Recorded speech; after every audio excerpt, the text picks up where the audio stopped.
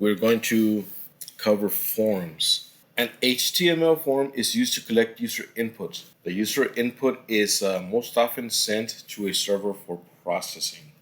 Here we are going to use the form tag or form element. Let's take our template code from the index.html.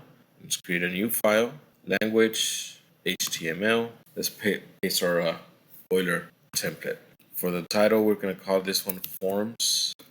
And then in the body, we're going to use the center tag and the h1 tag. I'm going to call this forms example.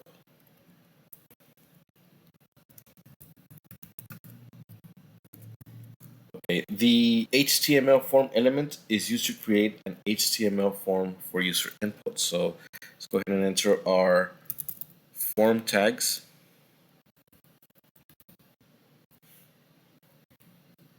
The form element is a container for different types of input elements such as text fields, checkboxes, radio buttons, submit buttons, etc. So the input element, the HTML input element is the most used form element. An input element can be displayed in many ways depending on the type attribute.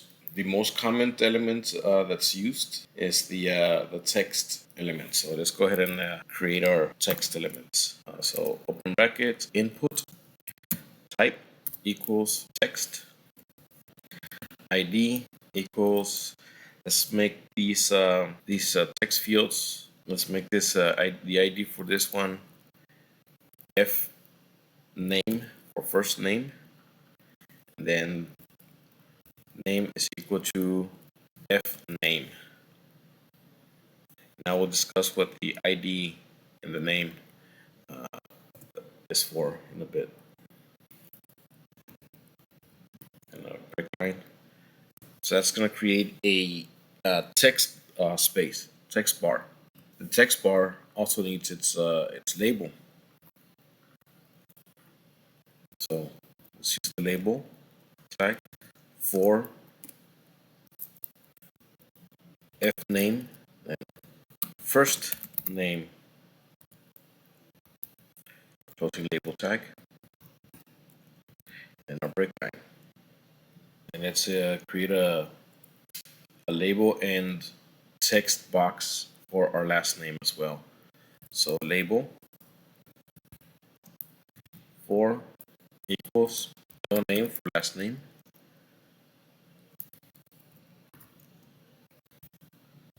last name, label, and our break line. And our input box, input type is equal to text, ID equals name, the name is equal to name, then save. Let's call this forms.html.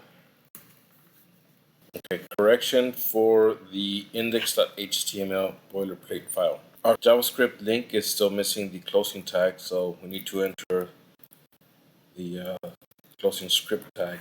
So now that we've corrected our script here, or now that we've corrected our code, now let's take a look and see what the form looks like. My name is, my last name is. Notice the use of the label element. The label tag defines a label for many form elements. The label element is useful for screen reader users because the screen reader will read out loud the label when the user focuses on the input element. The label element also helps users who have difficulty clicking on very small regions, such as the radio button or checkboxes, because when the user clicks on the text within the label element, it toggles the radio button and checkboxes. The for attribute of the label tag should be equal to the ID attribute of the input element to bind them together. So going back to our code, so let's go back to the form and create the other types of attributes. So label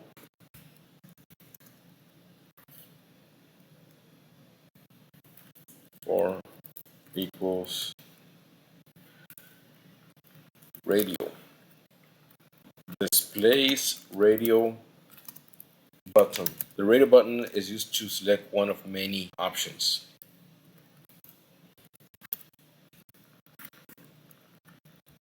Input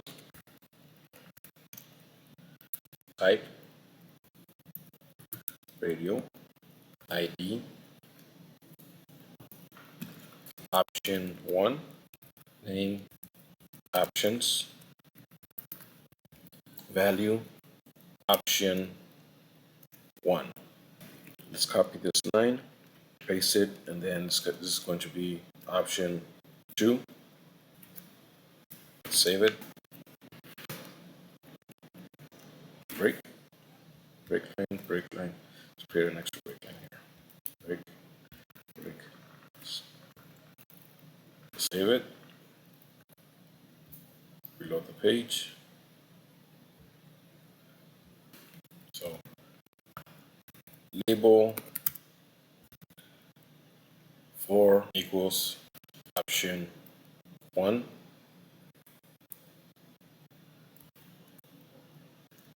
option 1. Or close the label tag. Yes. So, break line.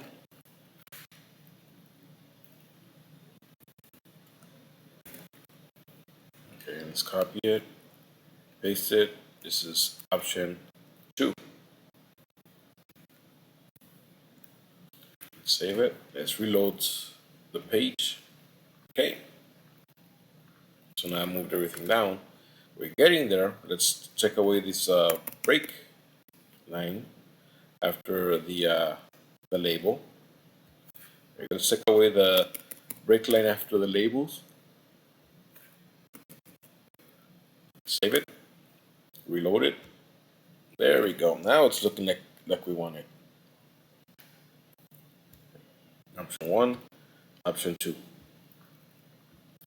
Okay, now let's do checkboxes. The input type checkbox defines a checkbox. Checkboxes let a user select 0 or more options of a limited number of options. So let's add a couple break lines to create some separation, and label for input type checkbox ID equals vehicle 1,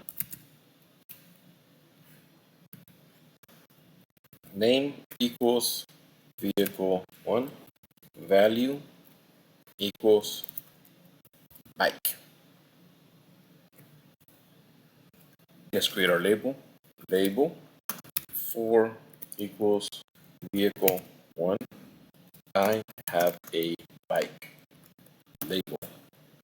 So this is going to put the checkbox in front of the label. Input type equals, let's create a serial template. ID equals name equals value equals. This way we just copy and paste it, and we're gonna have one more afterwards. So let's copy this, copy, paste, paste. It's gonna be vehicle 2, vehicle 3. Checkbox ID vehicle 2, name vehicle 2, value car. I have a car. Type is a checkbox. ID will be vehicle 3. Name will be vehicle 3. The value will be boat. I have a boat. We're not going to have a fourth value, so we delete this line. Now let's save it. Control S to save. Let's refresh our web page. Here we go. I can have a bike. I can have a car. I can have a boat. Or I can have 2 of 1 or 3 or none of the above. Unlike with radio buttons, it's one or the other. Okay, now let's create a button, submit button. The input type submit defines a button for submitting the form data to a form handler. The form handler is typically a file on the server with a script for processing input data. The form handler is specified in the form's action attribute. Let's create a new form for this. Form action is equal to action page dot PHP. Now we don't have any PHP files or any server side or backend forms or files that is going to process this form. So this right here is just a placeholder. Now, this will really be a script in the back end that runs on the server that is going to receive the information in the form from the form and process it, either to store it on a database or an XML file or do something with it. So let's go ahead and create our label for fname. First name, closing label tag, break line, input type is equal to text. ID is equal to fname. Name is equal to fname. And value is equal to John. Our break. Then our second label for name, last name, closing label tag, break, input type is equal to text. ID is equal to name. Name is equal to name. Value is equal to Smith. Let's add two breaks. Okay, now here's input. Type is equal to submit.